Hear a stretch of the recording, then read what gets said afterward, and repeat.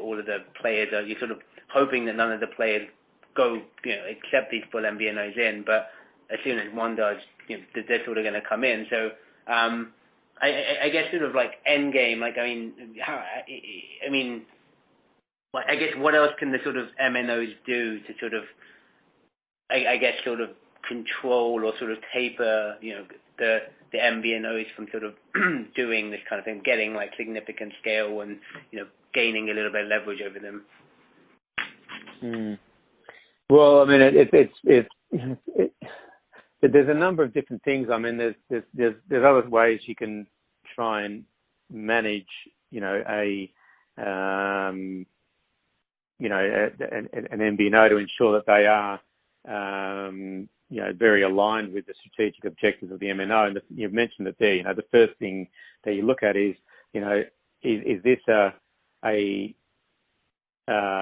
partner that will target segments that we're underrepresented in? Now, as an incumbent market player like Telstra, who has, let's say, call it 50% market share, probably not quite 50% market share, but the majority of the market share, you're going to be a lot more selective about, the partners you bring on board. Than you would if you're a Vodafone, who, you're sitting less than 20% market share, you're number 3 player in the market. You're going to be a lot more open to MVNOs, although they've been pretty close to MVNOs, ironically enough, the last few years, mainly off the back of their network problems and so on. Right.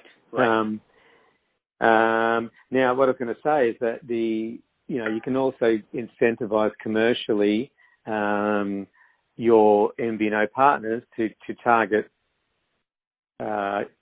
end users from competing networks. So you might, where you might have an incentive or a connection bonus being offered for new connections, because that's also part of the equation. Not in all cases, but in some cases, you might not pay a bounty at all if it's if I'm an Optus, and it's an Optus customer, I might pay less or nothing at all than I would if it was from a competing network.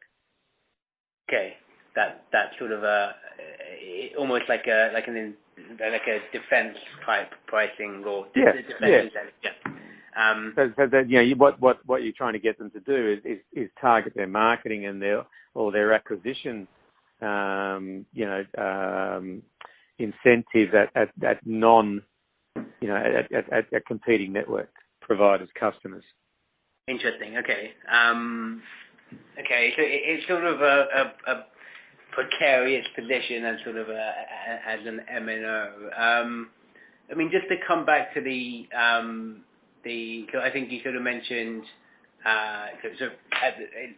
if you've got an MVNO that is a light MVNO, so let's say hypothetically they get a little bit of scale, they come to the end of their contract, and at that point they're thinking, let's say they're signed to Optus and they say to Optus, oh, hang on, we think we can get a better price somewhere else, we've got a bit of scale, why don't we go to someone else?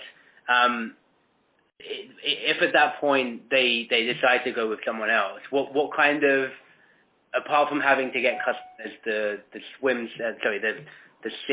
change SIM, which I absolutely can understand would just be a huge pain and will lead to a bunch of churn anyway. At that point, do you have to offer customers the ability to exit contracts? Is there sort of are there any other costs associated with that MVNO switching MNO at that point? You'll typically obviously have your sort of your integration costs, because you're going to need to do some implementation and you need to resource that, and there'll be some costs associated with that. Yeah. Generally the MNO will not look to charge for an implementation. That's the one thing in Australia, that the implementation costs, they don't often charge upfront for to sign on and do the integration or the setup. But typically there might be a charge, but you can earn it back based on certain performance hurdles. So if you get X number of customers within 12 months or whatever, then then we'll waive the setup fee, that sort of thing. That's pretty common.